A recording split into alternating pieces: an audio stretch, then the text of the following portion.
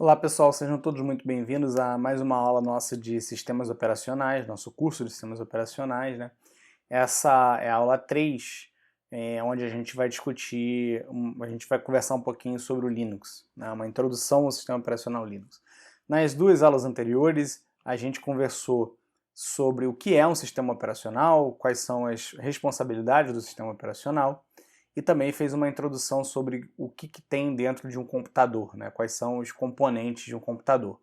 Hoje a gente vai começar o nosso mergulho por um sistema operacional específico, que é o Linux, e na aula de hoje a gente vai ter uma introdução sobre esse sistema operacional. Tá?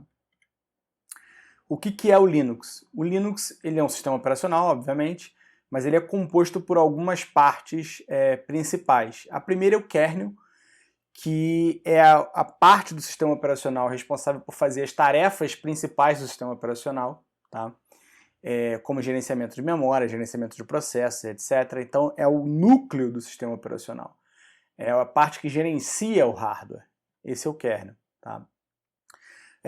No caso do Linux, a gente tem as ferramentas e utilitários da GNU, que são ferramentas aí importantes para permitir que a gente consiga gerenciar o nosso sistema operacional de uma maneira mais simples. Tá? Opcionalmente, a gente pode ter um ambiente gráfico de janelas, né? Assim como no Windows. Né? Mas, como eu falei, é opcional, você pode instalar algumas distribuições Linux que vêm sem esse sistema de janelas. Assim como no Windows, também tem uma distribuição, se eu não me engano, que é o Windows Server Core, que é uma distribuição, que é uma versão do Windows que vem sem ambiente gráfico, que é para ser instalado em servidores. Né? E também programas de usuário, como por exemplo LibreOffice, calculadora e coisas do tipo que vão integrar ali o conjunto de aplicações do sistema operacional. Tá? Aqui do lado a gente tem a figurinha que demonstra isso, a gente tem os programas do usuário, o Application Software aqui em cima, que interage com o sistema de janelas, né, e com as ferramentas da GNU, que interage com o kernel, que por sua vez interage com o hardware. Tá? Bom, o que tem no kernel do Linux? O kernel do Linux ele tem as funções principais de um sistema operacional: gerenciamento de processos, gerenciamento de memória, gerenciamento de entrada e saída, sistema de arquivos. Tá? Geralmente as funções do kernel são executadas em modo núcleo, mas nem sempre. Existem uma tendência aí para se construir alguns sistemas onde só vai rodar no modo núcleo, que de fato foi imprescindível rodar no modo núcleo. Então tem até alguns kernels aí que alguns drivers rodam em modo usuário, em vez de rodar em modo núcleo. Né? Então nem sempre todo o kernel roda em modo núcleo. Dependendo da situação, algumas partes do kernel podem até rodar em modo usuário. Tá bom? Gerência de processos. Bom, a gente viu em aulas anteriores que um sistema operacional atual, né, você vai ter ali vários programas que estão querendo executar ao mesmo tempo. Né? Se você tem um processador com múltiplos núcleos ou multiprocessadores, né, você pode efetivamente ter vários programas executando ao mesmo tempo. Se você tem mais programas querendo executar do que processadores, isso significa que alguns programas vão estar executando enquanto outros vão estar esperando para executar. Tá? E também esperando para acessar a memória, esperando para acessar o disco e tal. Quem faz essa gerência de quem executa quando, quem acessa o disco quando, essa troca de quem está executando para dar lugar para outro que está executando, essa gerência é a parte de gerência de processo do sistema operacional. Então, para poder fazer essa gestão, né, dos programas que querem executar, que estão executando, o sistema operacional ele precisa manter um conjunto de informações sobre cada programa em execução. Esse conjunto de informações de gestão, junto com o código do processo e os dados do programa, aliás, eles formam o que a gente chama de processo. Tá? Então o sistema operacional ele gerencia o processo de maneira que ele coloca um processo para executar, coloca um processo em espera por algum arquivo no disco. Então a manipulação que o sistema operacional faz é em torno do conceito de processo. Tá? A gente pode ter processos que executam em primeiro plano ou processos que executam em segundo plano. Os processos que executam em primeiro plano são aqueles processos que interagem com o usuário. Então você pode enviar dados para esse programa, ele vai te cuspir dados, ele vai te retornar dados na tela, por exemplo. Tá? Agora, programas que rodam em segundo plano, eles estão ali desempenhando alguma atividade que não precisa de interação com o usuário. Tá? Um servidor web, por exemplo, ele está ali executando o tempo todo e recebendo requisições web, né, de páginas web. Esse tipo de aplicação, ela não precisa de interação com o usuário, portanto ela roda em segundo plano. Tá bom? Quando o sistema operacional inicia, né, o kernel cria o primeiro processo do sistema, que é chamado de processo init. O processo init, então, ele vai iniciar outros processos do sistema. Tá? A gente vai ver que existem alguns processos que têm que ser iniciados logo depois que o boot termina, ou seja, logo depois que o processo init é criado, ele vai criar alguns processos que estão pré-estabelecidos. O sistema operacional ele vai atribuir para cada processo um espaço de memória individual, tá? No qual o processo pode armazenar o seu código e seus dados. O processo ele tem a impressão de que toda a memória é dele, quando na verdade o sistema operacional cria uma ilusão de que ele tem uma quantidade enorme de memória, quando na verdade ele tem um espaço pequeno de memória. Esse é o conceito de memória virtual. O sistema operacional finge para o processo que ele tem uma quantidade muito grande de memória, quando na verdade ele tem uma quantidade limitada ali de memória física que ele está utilizando. Tá? Algumas implementações do Linux vão ter ali uma tabela, né, uma tabela de processos em /etc/init_tabs, né, que vai indicar quais são os processos que têm que ser inicializados aí pelo init, né, que tem que ser startados pelo init, ou processos que têm que ser finalizados. Tá? Então o init ele vai iniciar ali um conjunto de processos que estão identificados na init_tabs. Tá?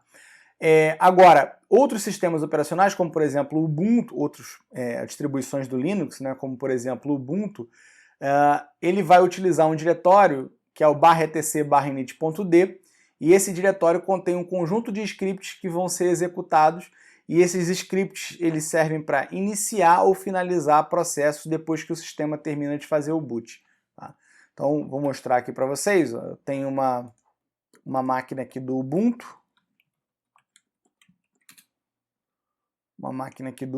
rodando, e aí a gente pode dar um ls/etc/init.d.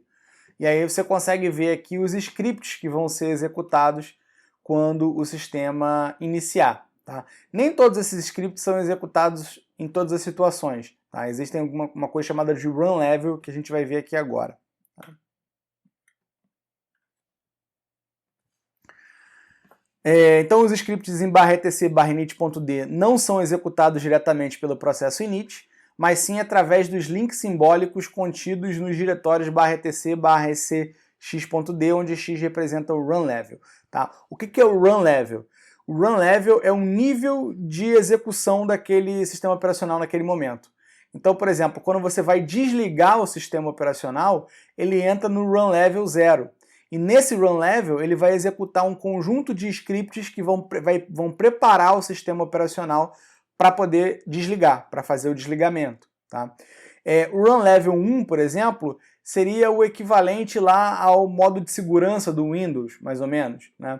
Então você entra no modo de administração monousuário, só tem um usuário, que é o usuário administrador, e serve para você fazer algumas correções de problemas e etc. Tá? Aí a gente tem os run level 2, 3 e 4, né, que é a execução multiusuário. O padrão, em geral, é o run level 3, tá? Porque o 2 é o run level de multiusuário sem rede, o 3 já é multiusuário com rede. Então, em geral, o padrão é o run level 3, tá? Isso nos sistemas que não têm ambiente gráfico. Nos sistemas que têm ambiente gráfico, o run level aqui ele vai ser o 5, tá? O run level ele vai ser o 5. Beleza. Então dá para a gente olhar aqui, por exemplo, ó, quais são esses scripts que vão ser executados em cada run level. Né? Então, se eu posso dar um ls/etc/rc0.d, por exemplo. Tá? Então, esses são os scripts que vão ser executados quando o sistema operacional for desligar. Tá? O run level 6, né, como a gente viu aqui no slide, né, ele é o run level de reinicialização do sistema. Então, quando o sistema for reinicializar, esses são os scripts que vão ser executados. Tá? Esses scripts eles são todos links simbólicos. O que isso significa?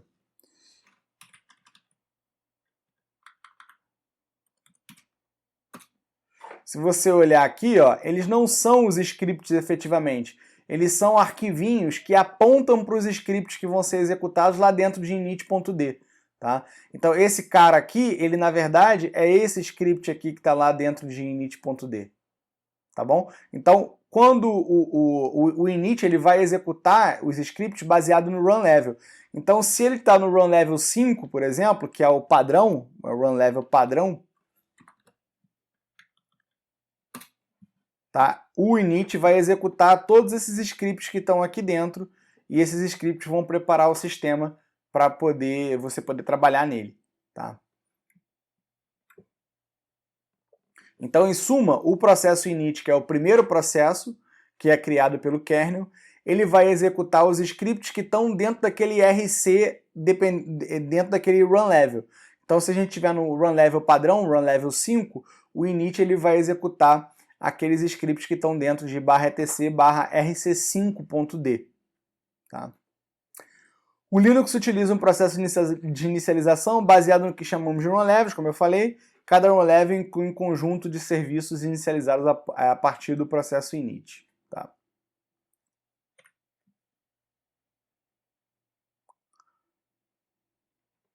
Gerência de memória, tá? É mais uma das funções do kernel. Bom, a gerência de memória é o seguinte: o sistema operacional ele vai gerenciar a memória física do sistema, tá? E ele cria uma memória virtual que é uma ilusão, que é o que os programas que estão executando no sistema conseguem enxergar.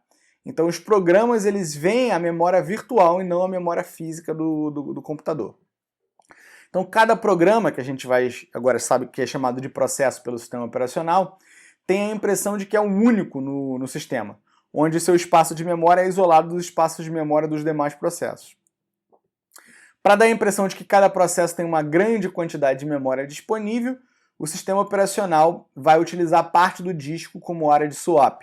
Então a ideia é o seguinte: o sistema operacional ele vai usar a memória física, tá? É onde os dados, é onde o código do programa tem que estar para que ele possa ser executado, e onde os dados do programa tem que estar para que eles possam ser lidos pelo programa. Né?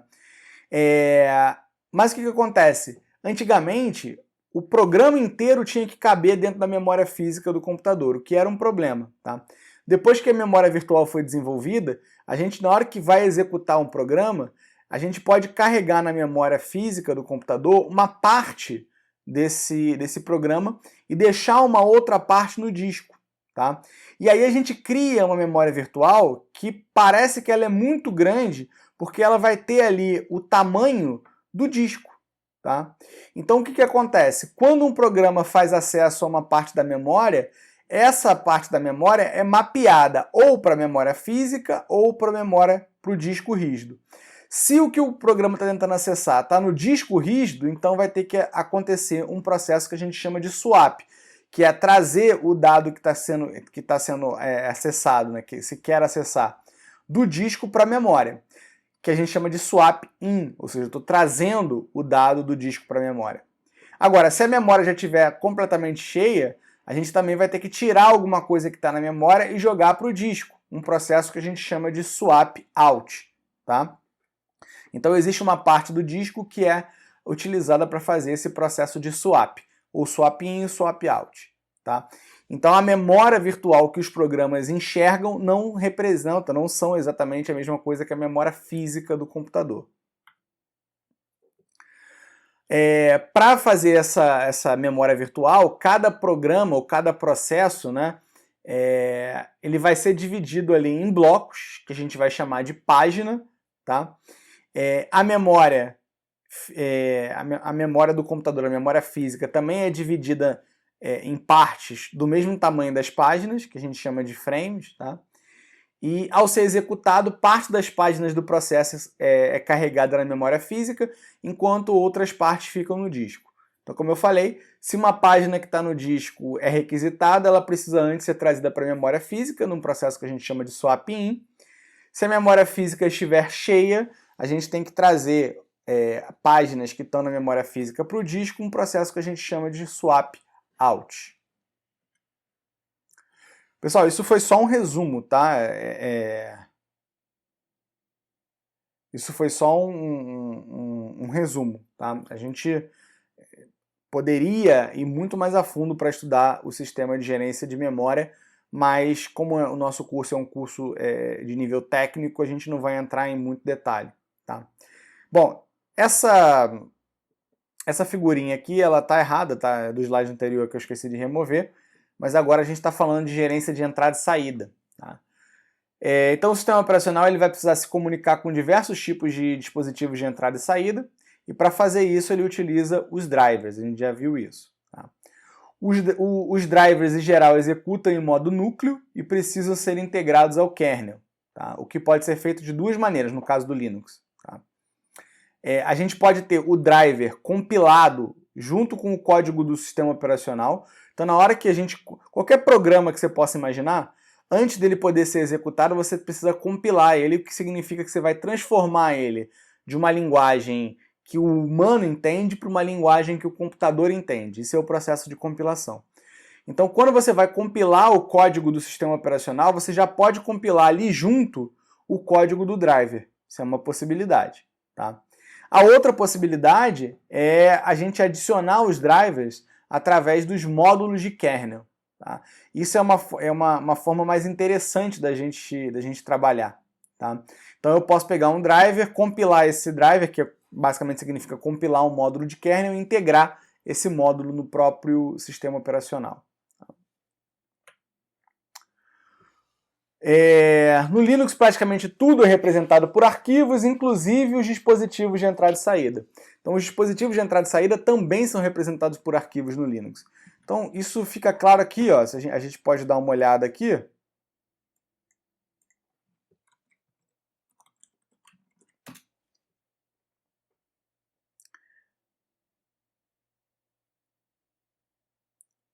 Então vamos ver aqui, ó.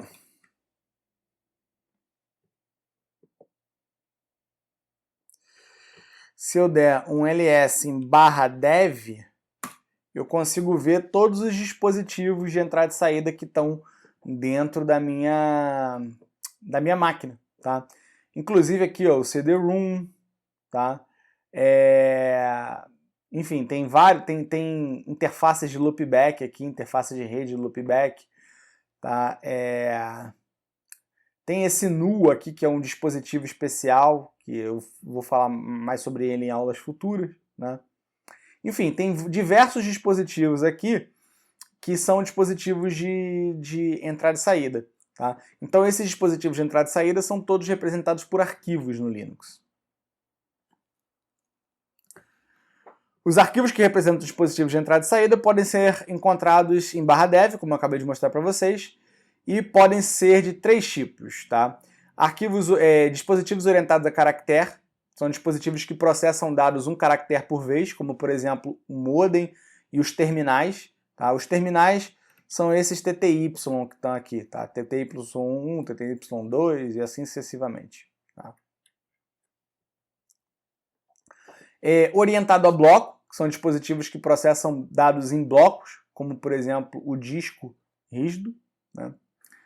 Dispositivos de rede são dispositivos de rede, efetivamente, que trabalham com as pilhas de protocolos de rede, como as interfaces de rede, as NICs, né, e as interfaces de loopback, tá, que são umas interfaces especiais relacionadas às redes que servem para a gente poder testar os protocolos de rede dentro do nosso sistema operacional. Enfim, não vou entrar muito em detalhes sobre isso.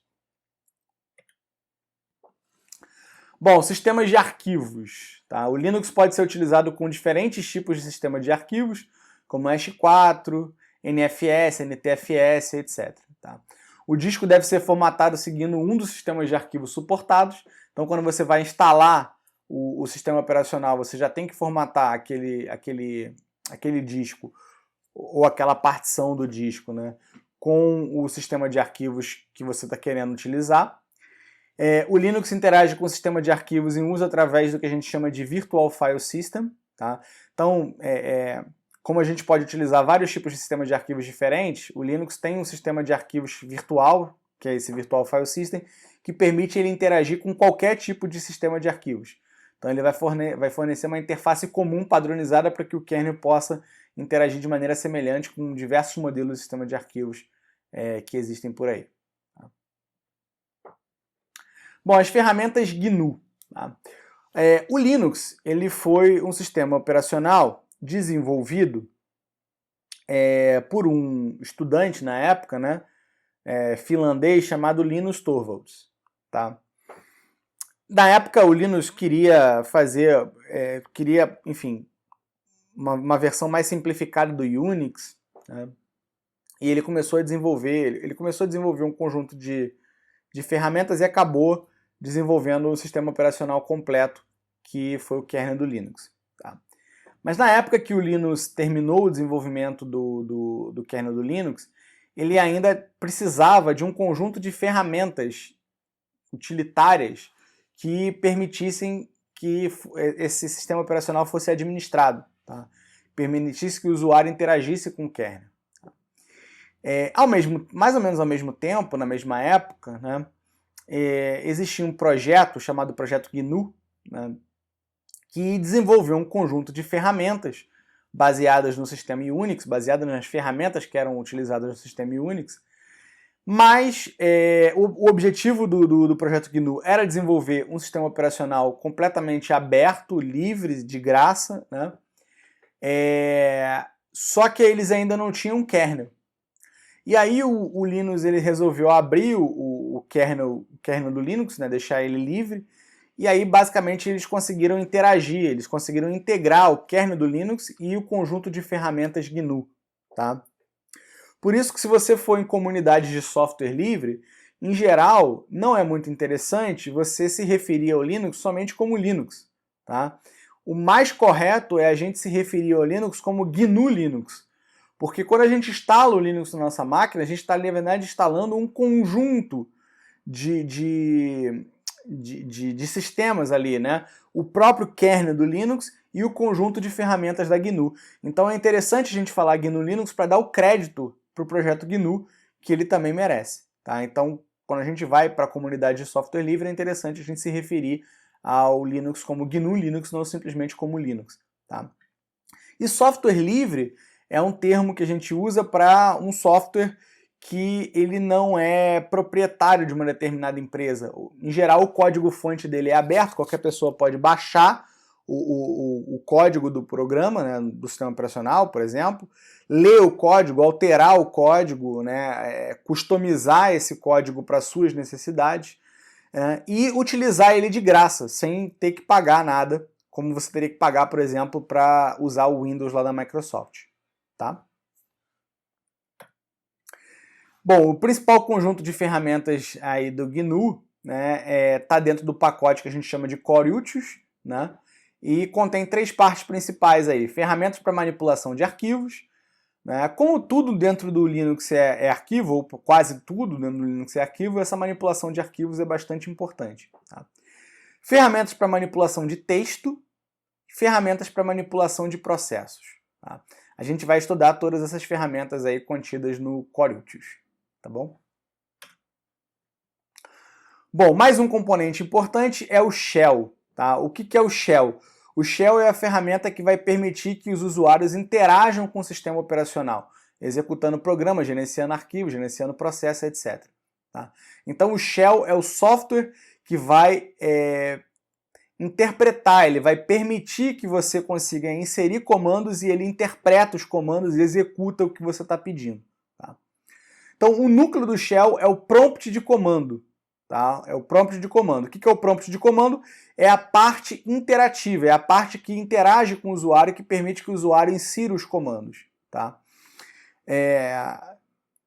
E aí o shell também, ele possui um conjunto de comandos internos que vão permitir atividades como copiar, mover, renomear arquivos, exibir os processos em execução no sistema e finalizar um ou mais processos. Tá? E existem, além dos comandos internos, um conjunto de programas que podem ser executados através do shell, que estendem as funcionalidades do shell através desses programinhas. Tá? Comandos também podem ser agrupados em arquivos, formando o que a gente chama de script. Então eu posso colocar vários comandos dentro de um arquivo e esse arquivo vira um script que vai executar um comando depois do outro. Na verdade, esses scripts eles podem ser desenvolvidos como realmente um programa, efetivamente.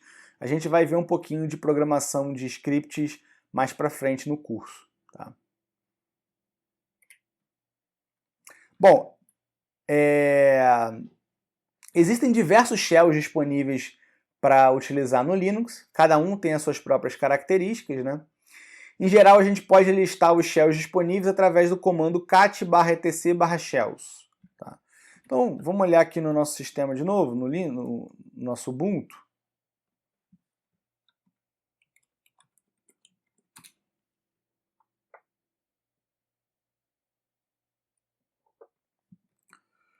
A gente pode ver aqui quais são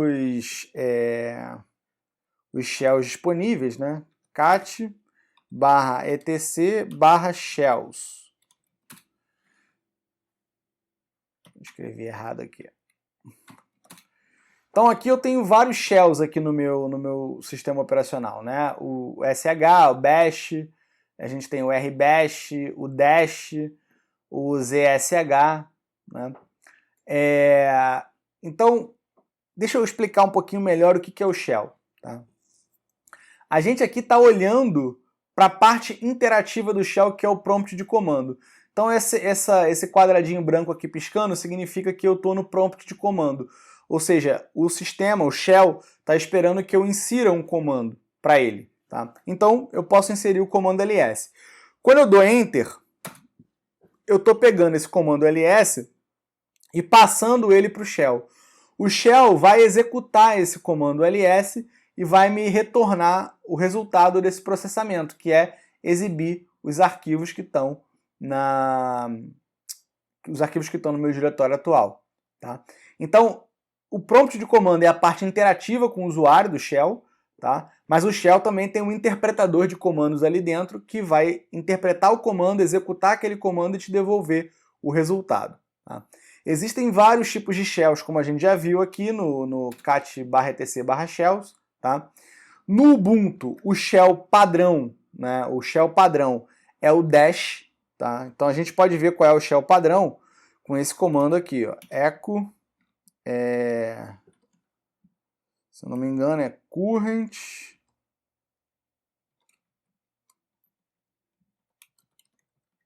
será que é isso? Não me lembro agora. Acho que é isso aqui. Tá. Então ele vai me dizer qual é o shell padrão, tá, no meu sistema. Então meu shell padrão é o /bin/bash, tá? Agora esse aqui vai ser o meu shell padrão no Linux, mas em geral no Ubuntu o shell padrão é o dash, tá? Mas no meu sistema aqui está o bash. Cada usuário do sistema, por exemplo, o meu usuário aqui é o Igor Ribeiro, mas cada usuário do sistema tem o seu próprio shell. Tá? Então, por exemplo, eu posso olhar aqui.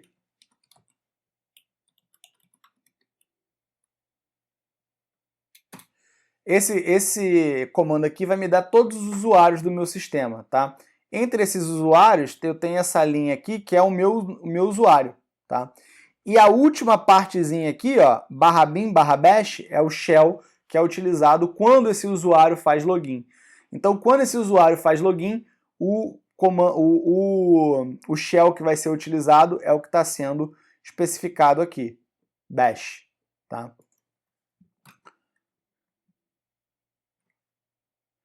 Agora, existem outros shells disponíveis, né? O bash, já falei, é o padrão para a maioria dos sistemas Linux. A gente tem o Ash, que é um shell simples e leve, projetado para executar em sistemas de baixa capacidade de memória, mas é totalmente compatível com o Bash. Tá? O Dash, que é o shell padrão dos sistemas Debian. É baseado no Hash, é consideravelmente mais rápido para executar scripts do que o Bash. Então, quando a gente vai executar scripts, em geral é uma boa ideia, em vez de você usar o Bash, você usar o Dash, porque ele vai executar mais rápido. Tá?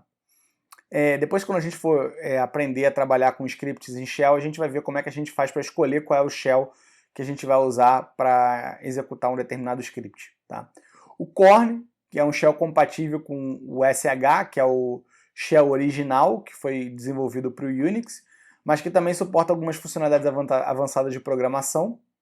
O TCSH, que vai incorporar ali na hora que você está desenvolvendo scripts, né, características da linguagem de programação C, tá? Vai te permitir programar o script de uma maneira próxima do que você escreve programas em C.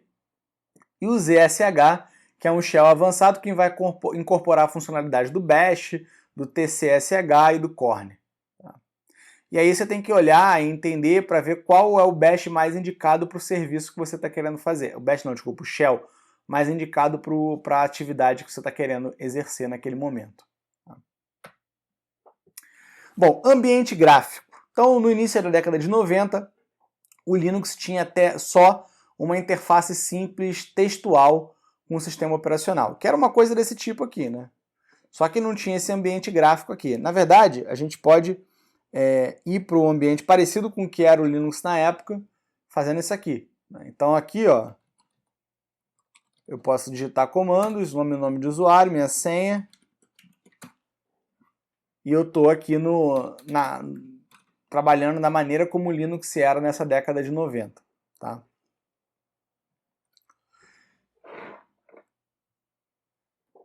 Com a popularidade do Windows, com seu ambiente gráfico, né, os usuários passaram a esperar mais do que uma simples interface textual para o Linux, provida pelo Linux. Né? Diferentemente do Windows, o Linux atualmente possui diversos ambientes gráficos que podem ser associados ao sistema. Então o Windows tem só aquele ambiente gráficozinho dele, que é o sistema de janelas dele, que você não pode trocar. No Linux, você pode trocar, existem vários tipos diferentes. Tá?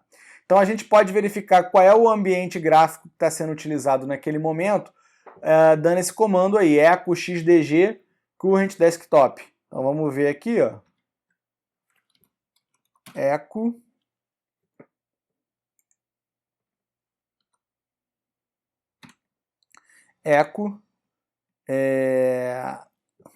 xdg current desktop. Então aqui, ó, o meu sistema de janelas atual, o meu ambiente gráfico atual é o GNOME. Tá? Ele está me dizendo aqui através desse comando. Aqui depois do eco, aqui nesse slide, faltou aqui uma porcentagem, tá? Depois tem que alterar isso aqui, tem que consertar. Bom, o primeiro ambiente gráfico aqui é o KDE, né, foi lançado em 1996 como um projeto de software livre para produzir um ambiente gráfico similar ao Windows, né? Depois, em 1999, foi lançado o GNOME, né, que é um ambiente padrão, um ambiente gráfico padrão para distribuições como o Ubuntu e o CentOS, que a gente vai utilizar no nosso curso. Tá? Então, a gente viu lá pelo Ubuntu que ele usa o GNOME por padrão. Tá? O GNOME ele foge um pouquinho do padrão tradicional do Windows, né, mas ele ainda tem os componentes lá, um ambiente aqui, esse ambiente central onde você pode colocar os ícones, tem um menuzinho que você clica aqui e abre o menuzinho e tal. Então ele tem características similares, né, ao que você encontra no Windows. O Ubuntu, por um tempo, ele usou um outro ambiente gráfico, que era o Unity, né, a Canonical, que é a empresa que é responsável por desenvolver o Ubuntu, ela estava numa pegada de fazer com que o Ubuntu pudesse ser executado em sistemas como tablets e etc. Então eles estavam querendo seguir por uma linha parecida com o que o Windows 8 seguiu na época, de telas touch, etc. Né? Mas isso depois foi descontinuado, né? O o Ubuntu voltou pro GNOME e abandonou lá o Unity. Tá? E, finalmente, o conceito de distribuição Linux. O que é uma distribuição Linux? Uma distribuição Linux é um empacotamento de todas essas coisas que tem associadas com Linux. As ferramentas GNU, o kernel do Linux, o ambiente gráfico, né, e vários programas de usuário. Tudo isso empacotado num único sistema, tá? Que você baixa e instala. A gente vai ver duas distribuições nesse curso, né? A distribuição Ubuntu, que é derivada do Debian, né? E a gente também vai ver a distribuição CentOS, que é derivada do Red Hat, que é uma distribuição do Linux que é paga. Tá? Essa distribuição não é gratuita, ela é paga. Mas o CentOS é uma divisão, né? Uma distribuição gratuita que a gente pode utilizar do Red Hat. Tá? Existe uma certificação aqui, para quem quiser saber, da Red Hat, que é uma prova que a Red Hat ali vai dizer que você sabe trabalhar ou sabe administrar sistemas Red Hat, que é a RHCE.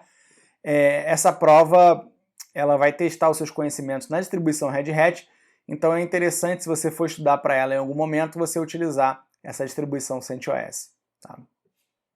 Mas existem várias distribuições possíveis e imagináveis por aí. Beleza, pessoal? Então, essa aula foi basicamente uma introdução sobre o Linux. Nos próximos 2 vídeos a gente vai ver como fazer a instalação de um sistema